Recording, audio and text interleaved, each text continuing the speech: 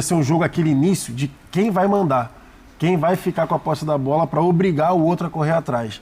Então, acho que a gente estava falando isso no Sport Center, o Zinho também falou sobre isso. Eu acho que vai ser aquele ponto essencial do meio-campo da seleção, Casemiro, Paquetá e Bruno Guimarães, que é o meio-campo hoje, que a bola não queime igual queimou contra Marrocos. Se a bola queimar, que nem queimou contra Marrocos, e aí o Japão vai ter a posse da bola e aí a gente vai ter um problema. Fala comigo, torcedor brasileiro. Eu tô trazendo aqui pra vocês um trechinho de 2 programas da ESPN Brasil de ontem à noite. Hoje aí o Brasil joga às 14 horas contra o Japão, o famoso jogo mata. Ou ganha e avança, ou perde e volta pra casa. Então é um jogo muito importante, literalmente um jogo decisivo pro Brasil, rumo aí à 6ª estrela do campeão mundial. Bora dar uma olhadinha no que o pessoal da ESPN falou do programa Linha de Passe, do programa Equipe F. Tá muito interessante esse vídeo, então recomendo que você fique até o final dele. Quer dizer, são da ESPN Brasil, Grupo Disney, de ambos os programas já citados. Já vai deixando seu like, se inscrevendo no canal, acionando o sino pra não perder nenhum videozinho top igual esse aqui, e hypando o vídeo pro maior número possível de torcedores brasileiros poder assistir esse conteúdo mais longas. Partiu que o vídeo, ó, tá top demais. A gente viu um Brasil que quando pega Marrocos entra num buraco, durante o jogo até sai do buraco, mas fica uma impressão horrível. Aí vai, bom primeiro tempo com o Haiti, segundo cai um pouquinho, dá umas brechas, mas mesmo com 3-0 é o Haiti. A Escócia a gente sabe que não é o primeiro escalão da Europa, mas, cara, a gente tá vendo nessa Copa que ninguém tá passando o carro em todo mundo. E o Brasil ganhou 3-0 confortavelmente. Acho que isso fez ali uma linha do tempo de ascensão, de pelo menos chegar num mata-mata com algum senso de confiança. Já é isso? Boa noite. É isso aí. Boa noite, Felipe. Boa noite a todos. Eu acho o seguinte... Na verdade, o próprio Ancelotti falar, não sei se tem um favorito tão destacado nessa Copa do Mundo. Acho até que tem, que a gente pode até olhar para a França dessa maneira, mas muito porque outros times muito cotados nessa Copa do Mundo decepcionaram bastante até aqui. Então, a Espanha decepcionou muito pelo futebol que não jogou, Portugal decepcionou demais. A Inglaterra, outra cotada, começou muito bem, mas ao contrário do Brasil, depois de estrear muito bem contra a Croácia, parece que caiu de produção. E o Brasil não. O Brasil pelo menos fez a coisa da maneira certa de evoluir um pouquinho a cada jogo. É o grande favorito para a conquista da Copa do Mundo ou para chegar à final? Acho que não. Acho que ainda não é o suficiente para isso. O teste de amanhã vai ser um teste pesado. Eu estou de acordo com o Pedro que, assim, se não é o mais difícil, está entre os 3 confrontos mais complicados ou dos 3 confrontos maiores. Eu colocaria Holanda e Marrocos mais ou menos nesse balaio e Portugal e Croácia. Acho que esses são os 3 jogos de alto nível, assim. E o Brasil parece tranquilo, porque eu tive, claro que o Pedro tem uma impressão que vale muito mais do que a minha, por estar lá convivendo e vendo cada momento em que o Ancelotti, né, se locomove e fala com as pessoas, não apenas quando ele está no ar. Mas eu tive exatamente essa impressão, que ele está numa leveza, está feliz, está numa tranquilidade. A verdade é que esse é mais o padrão do Carlo Ancelotti, né? O que a gente viu depois do jogo contra Marrocos é que é muito atípico. Mas ainda assim, olhando para o que é o padrão do Ancelotti, de responder as coisas tranquilamente, de não se incomodar com as pressões, com os pedidos que foram tantos e tal, me parece que na entrevista de hoje ele estava ainda mais tranquilo, ainda mais leve. Óbvio que isso não significa que o Brasil vai ganhar do Japão, mas significa que acho que ele está confiante na preparação que ele fez para essa partida. Mari, boa noite. Você tá em que casinha? Da confiante? Não tô assim no oba-oba, mas também não tô nervosa que nem você? Ou sim, faço parte do time que dá uma tremidinha? Tudo bem, amigos? Boa noite. Boa noite, fã de esportes. O Pedro que tá com a gente, ele já sabe minha resposta, né? Porque eu não lembro, para mim todo dia é segunda-feira agora na Copa, né? Então eu não lembro qual desses dias.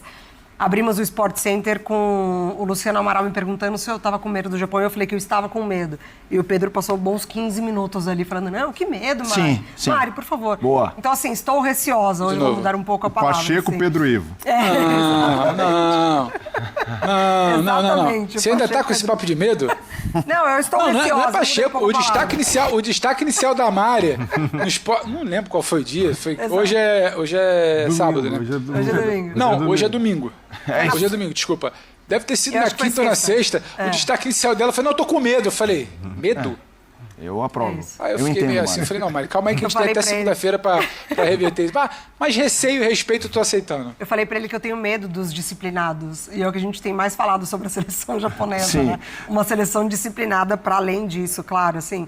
Eu concordo muito com os amigos. Eu acho que a curva do Brasil ela é muito mais positiva, né? Comparada com várias de seleções, de algumas seleções, inclusive Portugal, inclusive Espanha, inclusive Inglaterra, até o próprio Marrocos, né? Que começa muito bem ali no grupo e depois cai um pouquinho, e acho que cai até um pouquinho ali do comprometimento com o jogo mesmo, assim. Acho que o Marrocos podia ter colocado um pouco mais nas duas partidas. O que me leva a caminhar por esse lado mais receoso, para além do Japão, para além da seleção, do adversário, do bom trabalho, de tudo que a gente tem falado sobre a seleção japonesa, é sobre o Brasil ele ter encontrado, talvez apenas, entre aspas, um padrão, que já é muito comparado com o que tinha, né? A gente olhou para Marrocos e falou, não tem nada. Perdeu peças importantes. E agora, como que vai ser? Padrão de jogo muda, tira os 4 jogadores lá da frente, coloca mais um meio-campista. Para mim, agora, a gente está num momento sobre alternativas. E falei hoje no Sport Center, né? Tem um dado muito interessante de todos esses que as grandes empresas fazem sobre levantamentos, de que, obviamente, um número maior de seleções, mas é a Copa com uma influência muito maior sobre os jogadores que vêm do banco de reservas. E isso me preocupa nesse sentido, de que o Brasil ele tem ali os seus 11 e talvez 12, mas a gente não viu alternativas, porque a gente não chegou nesse estágio de trabalho do Ancelotti, Sim. de trabalhar com alternativas. Ele não teve esse tempo.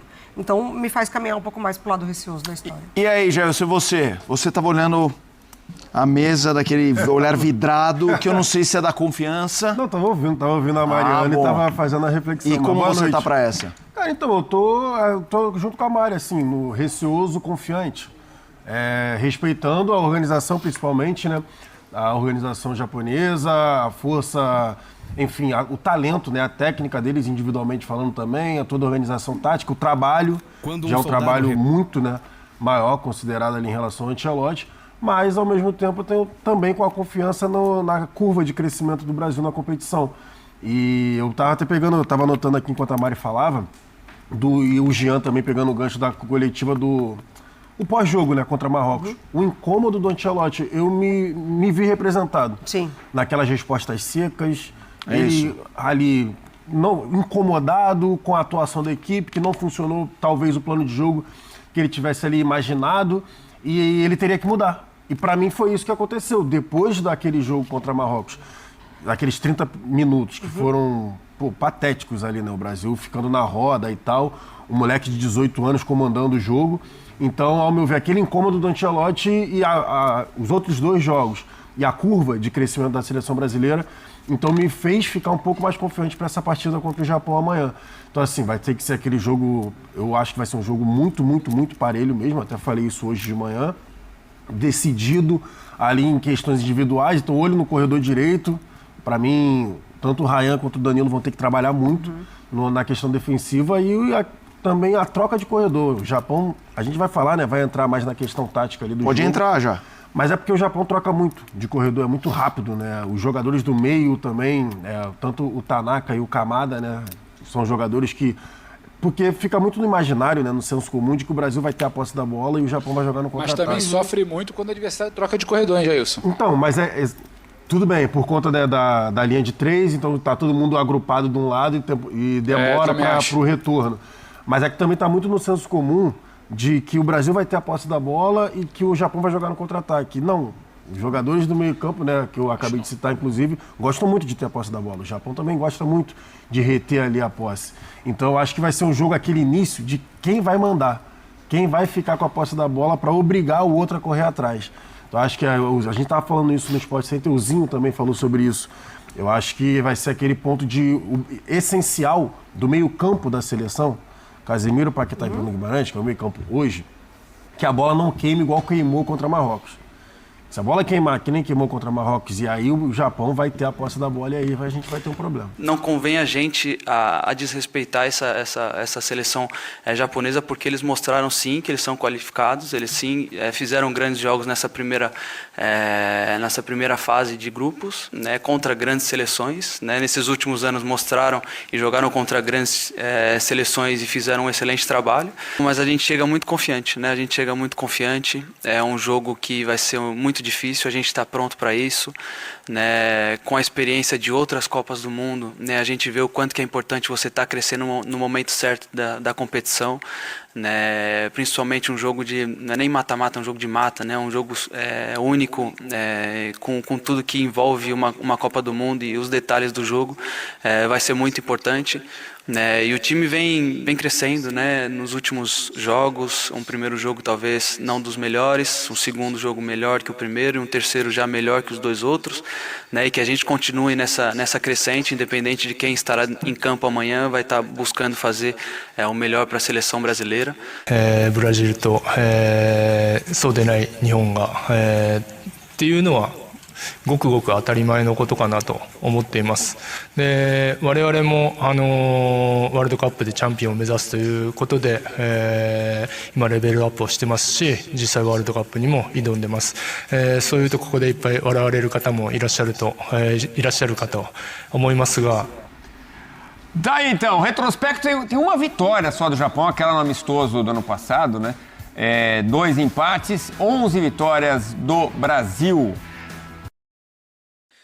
Isso aí, eu achei bem interessante, que é o time de quando o Japão venceu do Brasil aí, né? É porque, vocês devem se lembrar, esse é o jogo que o Fabrício Bruno entregou aquele gol bizarro pro jogador do Japão, né? O Fabrício Bruno, o famoso zagueiro japonês. O pessoal ficou zoando muito ele, mas dá pra ver como esse time tava mexido, cara. Na direita tava o Paulo Henrique, que nem foi convocado, o Wesley foi cortado, estava se esperando uma possível convocação dele, já que também é lateral direito, não foi convocado. Tava o Carlos Augusto na lateral esquerda, o meio campo não mudou, o meio campo continua o mesmo, mas o ataque mudou quase que completamente. O Luiz Henrique hoje é reserva pro Ryan. O Martinelli, então, nem se fala. O Vinícius Júnior tá jogando a sua posição. O centroavante, por um tempo, foi o Igor Thiago. Depois nós vimos que não deu certo nem um pouco.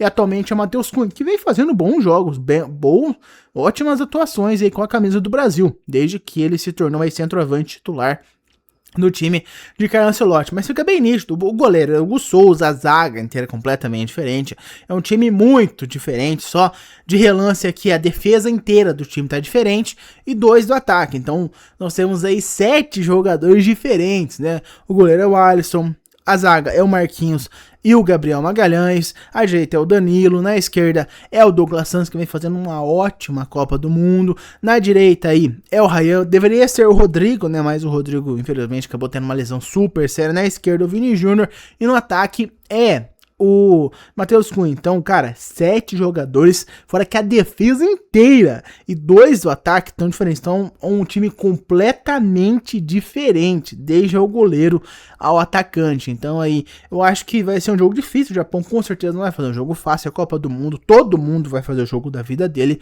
Mas eu acho que o Brasil tem chances aí de se classificar.